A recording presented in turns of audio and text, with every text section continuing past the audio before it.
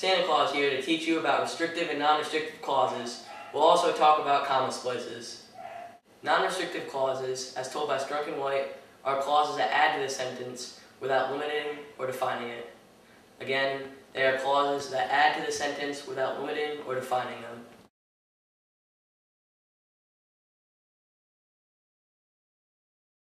In case you forgot, my good friend Mr. Nelson told us that a clause is a statement with a subject and a predicate. A non-restrictive clause is also a parenthetic expression. The University of Houston, Victoria defines a parenthetic expression as a word or string of words that includes relevant yet non-essential information. Here are a few examples. The first one reads, "Our oldest daughter, Mary, is a singer." The word in between the commas, Mary, is a non-restrictive clause because it gives relevant information but is not necessary to the understanding of the sentence. The other example reads, "The lawnmower, which is broken, is in the garage." The clause in between the commas, "which is broken," tells you which lawnmower the sentence is talking about.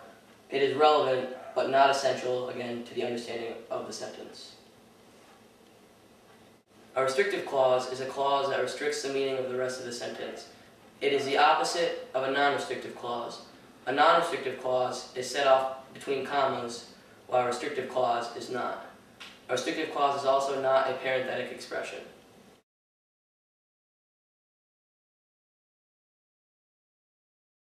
Here are two examples of restrictive clauses in action. The first one reads, "People sitting in the rear couldn't hear." Sitting in the rear is a restrictive clause because without it, we wouldn't know who could not hear. The other example reads, "The lawnmower that is in the garage is broken." The restrictive clause, "that is in the garage," tells you specifically which lawnmower is broken. Here is a side-by-side example of two similar sentences, one having a non-restrictive clause and one having a restrictive clause. The non-restrictive clause example reads, "The suspect in the lineup who owned a red car committed the crime." The restrictive clause example reads, "The suspect in the lineup who has red hair committed the crime." The first sentence has a non-restrictive clause because the non-restrictive clause, "who owned a red car," is not essential information to the sentence. The clause in the second sentence, "who has red hair," is essential because without it you would not know which suspect is being talked about. Now I'll send it over to Mrs. Claus, who will explain to you the importance of the words "that" and "which" with restrictive and non-restrictive clauses, and also the punctuation of restrictive and non-restrictive clauses. Words "that" and "which" are used in restrictive and non-restrictive clauses to make the sentence more understandable and effective in writing. The word "that" is mainly used in restrictive clauses, while the word "which" is mainly used in non-restrictive clauses. When writing a restrictive clause, you do not place a comma before the word "that." When writing a non-restrictive clause, you do place a comma before "which." Using which, when, and where in non-restrictive clauses does not limit or define the meaning, but it merely adds something to the sentence. There are two side-by-side examples of a restrictive clause and a non-restrictive clause in which the words "which" and "that" are being used.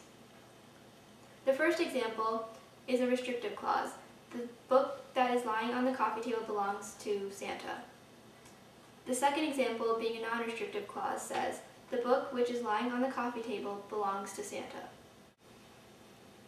In the first example, the word "that" introduces a restrictive clause because the restrictive clause in the sentence is relevant to the meaning of the sentence. The restrictive clause in the sentence would be, "That is lying on the coffee table," referring to the book belonging to Santa is the book that is lying on the coffee table. The non-restrictive sentence uses the word which introduces the non-restrictive clause of the phrase. The non-restrictive clause would be, "which is lying on the coffee table," and this is not essential to the meaning of the sentence. Punctuation is also important to the effectiveness of restrictive and non-restrictive clauses.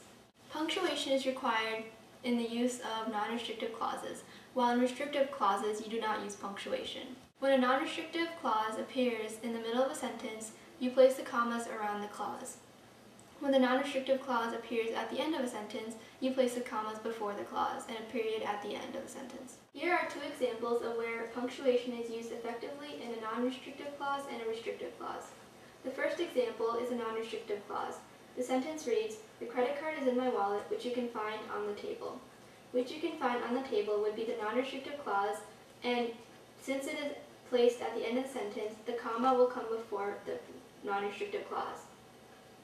The restrictive clause sentence reads, "The sleigh that flew on December 24th is the one that delivered the present." Since this is a restrictive clause, there is no punctuation used in the sentence. Now one of Santa's helpers will teach you how to avoid comma splices. A comma splice, as defined by About.com, is two independent clauses separated by only a comma. Again, that is two independent clauses separated by only a comma. Since both clauses are independent, they don't need to be held together. And if you choose to hold them together, a comma is too weak to hold the two together. There are three ways to fix a comma splice. The first one is a semicolon. The semicolon creates a longer pause and is strong enough to hold the two clauses together. The second option is to replace the comma with a period. This breaks the sentence up into two grammatically correct sentences. Lastly, you can keep the comma and add a conjunction so that the sentence does not run on. The conjunction connects the two clauses. This sentence stating "the sun is out, put on some sunblock" is an example of a comma splice because the two independent clauses can work on their own instead of being joined together. The sentence "the sun is out, put on some sunblock" with the use of the semicolon is correct because the semicolon makes a longer pause in between the two clauses and is strong enough to hold them together. The two sentences "the sun is out, put on some sunblock" are correct because they are acting as two independent sentences since they are both independent clauses when joined together in the same sentence. The sentence "the sun is out, so put on some sunblock" is correct because the addition of "so" with the use of a comma creates a dependent clause because the clause "so put on some sunblock" would not be able to stand as its own sentence, so the comma and a conjunction allows them to work together.